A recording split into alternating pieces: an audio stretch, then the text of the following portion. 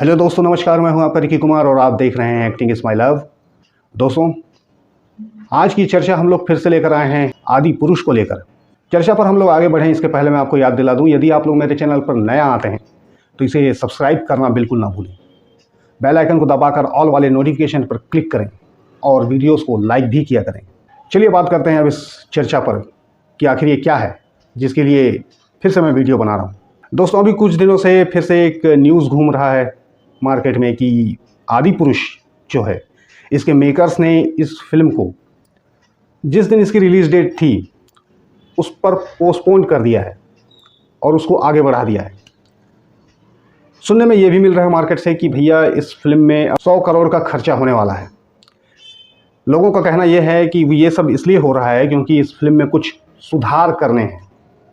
अब क्या सुधार करने हैं, कैसे करने हैं, ये तो मैं नहीं जानता, लेकिन ये सारी चीज़ें मुझे सुनने को, देखने को अभी मिल रही हैं और मैं समझता हूँ आपको भी देखने को मिली ही होंगी।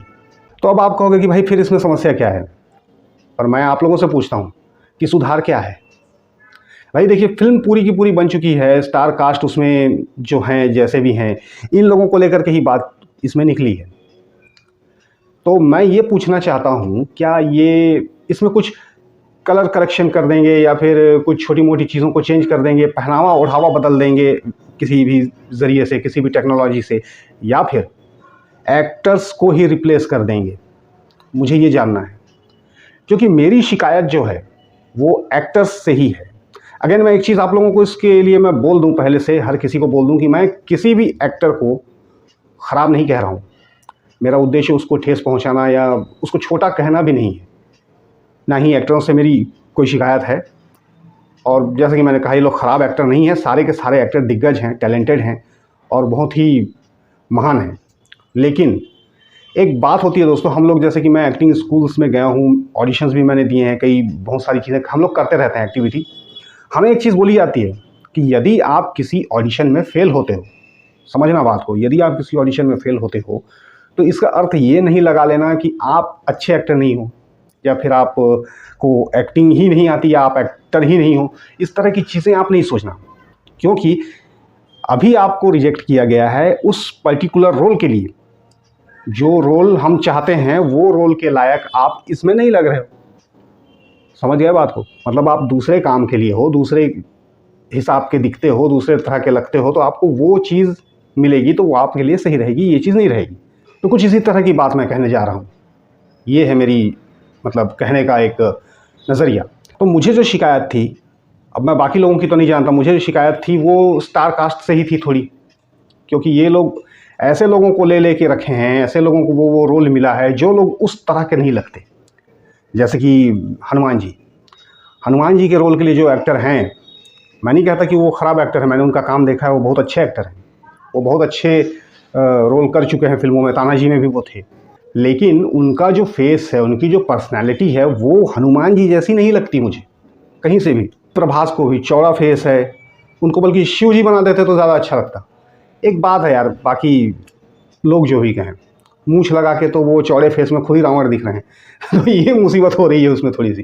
रामचंद्र जी के जो रोल के लिए होता है, अक्सर आपने इमेजेस देखी हैं। अब असली राम भगवान को तो किसी ने नहीं देखा है, लेकिन एक जो इमेजेस है, जो तो असली जो रामचरितमानस में उनका जो एक वर्णन हुआ है, इन सब का वर्णन हुआ है, चेहरे मोहरे ये कैसे दिखते थे, किस तरह के थे। तो बॉडी के हिसाब से चलो मान भी लो, लेकिन फेस के हिसाब से मुझे नहीं लगता कि थोड़ा रामचंद्र जी के लिए थोड़ा लंबा फेस हो, हल्का सा लीन बॉडी के साथ में, मतलब ऐसा भी नहीं कि एकदम दुबले पतले बॉडी रहे, हल्की फुल्की बॉडी उनकी मॉडल जैसी रहनी चाहिए और उस पर थोड़ा किताबी चेहरा कहना चाहिए। वो लगते हैं जैसे कि अरुण गोविल, इनका जो पहले आया था, पहले के ज़माने में जैसा भी चलता था उस तरह से इन्होंने अपने आप को मेंटेन रखा था, उस तरह से बना के रखे थे। और रामचंद्र जी कहने से हमको एक उनकी इमेज आती है ना, प्रभास के इमेज जैसे कि खासकर बाहुबली का हो तो आती है, उस कैरेक्टर को प्रभास ने ज़िंदा किया है। तो कुछ इस तरह की बात है।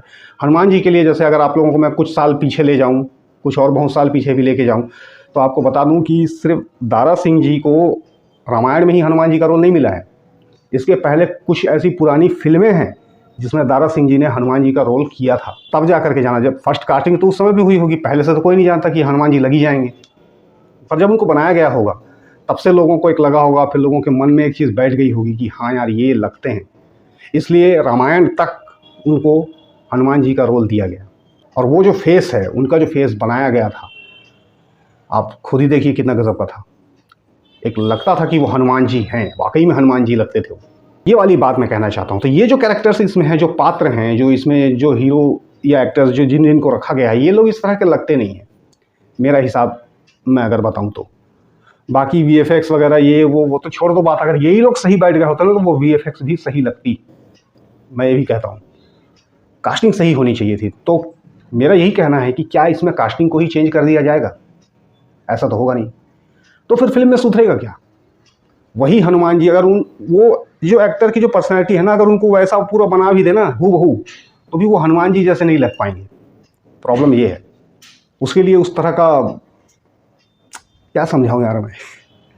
ये मेरी सोच है, पर्सनल अपनी सोच है, मैं नहीं जानता। अभी सुधार होने दीजिए, देखते हैं सुधार होने के बाद क्या होता है। क्योंकि मुझे लगता है आजकल के लोग कहीं ना कहीं कास्टिंग में ही मार खाते हैं। अब वो एक्टर जो हैं उनके साथ काफ़ी काम कर चुके हैं, तो शायद ये रहा होगा कि भाई ये हमारे टीम का हिस्सा है तो इनको ही ले लो। फिर वो चाहे हनुमान जी लगें नहीं लगें, कोई उसमें लक्ष्मण जी लगें नहीं लगे, ले लो, करा लेते हैं।